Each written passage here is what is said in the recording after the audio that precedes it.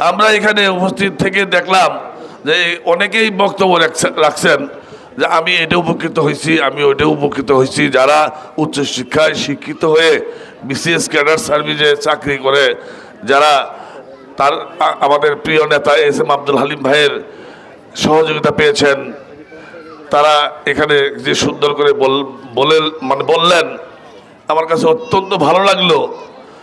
তাই আমি এই পশ্চিম এলাকার একজন কৃতি সন্তান, আমি মায়ের কাছে নানার বাড়ি গল্প আমি বলতে চাই না।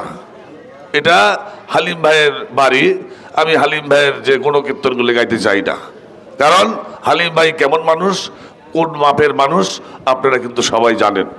তবুও একটি কথা বলতে চাই যে আমাদের ইসলামপুরের ইতিহাসে আমরা বিগত দিনে আমাদের যতটুকু জীবন আমরা আল্লাহর কাছে পেয়েছি, যে জীবনটুকুর মধ্যে আমরা বিভিন্ন নেতৃবৃন্দকে দেখেছি, বিভিন্ন নেতাকর্মীকে দেখেছি, যারা মানুষের মাঝে সেবক হিসেবে কাজ করেছেন। কিন্তু ওই যে একজন প্রফেসর সাহেব ডক্টর জুবাইদুল ইসলাম সাহেব, উনি কিন্তু বলেছেন যে আসলে স্যার অত্যন্ত একজন দক্ষ মানুষ, আমাকে এখানে পোস্টিং করে দিয়েছেন, আমাকে তার সুবাদে আমি চাকরি পেয়েছি। কিন্তু আসলে সবাই কিন্তু বলেন হালিম ভাইয়ের কাছে গিয়ে কিন্তু কেউ ফেরত আসেন নাই। ইসলামপুরের মানুষ, প্রত্যেকটা মানুষই যারা গিয়েছেন, আমি আমার ছোট্ট পরিসরে একটা কথা বলি। আমি যখন ছোট তখন আমার ভাইকে নিয়ে তার কার্যালয়ে গেছিলাম, সে তখন জ্বালানি মন্ত্রণালয়ের ডিএস। আমার ভাই জালালাবাদ গ্যাসের একজন ইঞ্জিনিয়ার হিসেবে উনি তাকে চাকরি দিয়েছেন এবং তাকে নিজে জয়েন করাই দিয়েছিলেন, এই সুযোগটা করে দিয়েছিলেন। তো ইসলামপুরের জন্য কি না করেছেন, ইসলামপুরের মানুষ তার কাছে গেলে ফেরত আসে নাই। সেই সুবাদে উনি একজন জনপ্রতিনিধি হলে তার কাছে আমরা গিয়ে কোনোদিন ফেরত আসবো না। বিভিন্ন রকমের ওনাকে ঘুষ দিয়ে কোনো কাজ করার লাগবো না।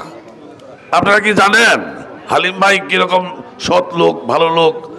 জানেন তো সবাই, সেই জন্য আমি বলছি না।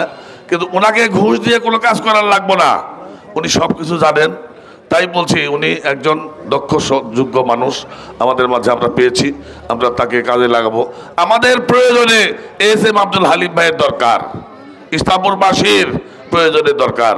এইখানে এই ইসলামপুরটাকে, এই পশ্চিম এলাকায় অনেক ক্ষতিগ্রস্ত, রাস্তাঘাট নেই। উনি দেখেছেন নদী শাসন থেকে শুরু করে প্রত্যেকটা কাজে উনি ব্যস্ত হয়ে আছেন। কখন নির্বাচন হবে, আল্লাহর রহমতে আল্লাহ তাআলা তাকে এমপি বানাবেন, এমপি হয়ে মন্ত্রী হবেন, মন্ত্রী হয়ে ইসলামপুরের বাকি মানুষের কাজ করে যাবেন ইনশাল্লাহ আগামী দিনে। এই বলে আমি তার সুস্বাস্থ্য কামনা করে আমাদের প্রত্যেকটা আজকে যে অনুষ্ঠান যারা সাজিয়েছেন, তারা প্রত্যেকটা নেতাকর্মী যে কর্মসূচিগুলি দিয়েছেন, এই কর্মসূচিগুলি অত্যন্ত গুরুত্বপূর্ণ বহন করে। তাই আমি এই সব যে আজকের এই হিলফুল ফজল যুব কাউন্সিলের যে ফাউন্ডেশনের যা কর্মকর্তা এই সাজিয়েছেন, প্রত্যেককে ধন্যবাদ জানিয়ে আমি আমার বক্তব্য শেষ করছি। খোদা হাফেজ, বাংলাদেশ জিন্দাবাদ। সবাইকে ধন্যবাদ। আসসালামু আলাইকুম। এই পর্যায়ে আমি বক্তব্য রাখার জন্য অনুরোধ করছি। কেস্ট দিব আপনাদের। সমস্ত বক্তার বক্তব্য ইতিমধ্যে হয়ে গেছে, শুনতে